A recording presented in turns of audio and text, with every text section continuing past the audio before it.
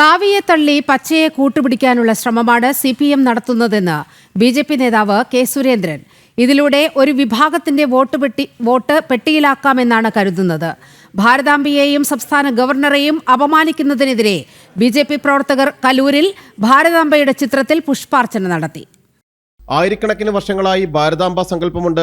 ഒരു വിഭാഗത്തെ പ്രീതിപ്പെടുത്താനാണ് ശ്രമം. രാജ്ഭവനിൽ ഭാരതാംബയുടെ ചിത്രം വയ്ക്കാൻ പാടില്ലെന്ന് പറയാനുള്ള അധികാരം ആർക്കുമില്ലെന്നും കെ സുരേന്ദ്രൻ കൊച്ചിയിൽ പറഞ്ഞു. ഭാരതാംബയെയും കാവിക്കൊടിയെയും എതിർത്താൽ വരുന്ന തദ്ദേശ തെരഞ്ഞെടുപ്പിലും നിയമസഭാ തെരഞ്ഞെടുപ്പിലും ഒരു വിഭാഗം ആളുകളുടെ വോട്ട് മുഴുവൻ പെട്ടിയിലാക്കാം എന്നുള്ള വ്യാമോഹമാണ് LDF മന്ത്രിമാർക്കും CPM നേതാക്കൾക്കും ഇപ്പോഴുള്ളത്. ഭാരതാംബയും കാവിക്കൊടിയും ഈ നാടിന്റെ ആത്മാവിന്റെ പ്രതീകമാണ്.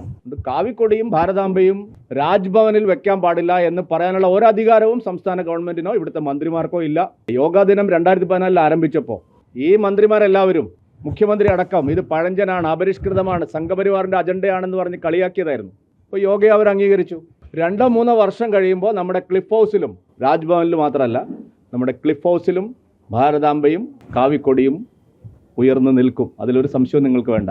ഭാരതമാതാവിനെയും സംസ്ഥാന ഗവർണറെയും സംസ്ഥാന വിദ്യാഭ്യാസ മന്ത്രി V ശിവൻകുട്ടി അപമാനിച്ചതിൽ പ്രതിഷേധിച്ച് BJP എറണാകുളം സിറ്റി ജില്ലാ കമ്മിറ്റിയുടെ നേതൃത്വത്തിൽ കലൂരിൽ ഭാരതമാതാവിന്റെ ഛായാചിത്രത്തിൽ പുഷ്പാർച്ചന നടത്തി. സംസ്ഥാന വക്താവ് KV ഹരിദാസ് ഉദ്ഘാടനം ചെയ്തു.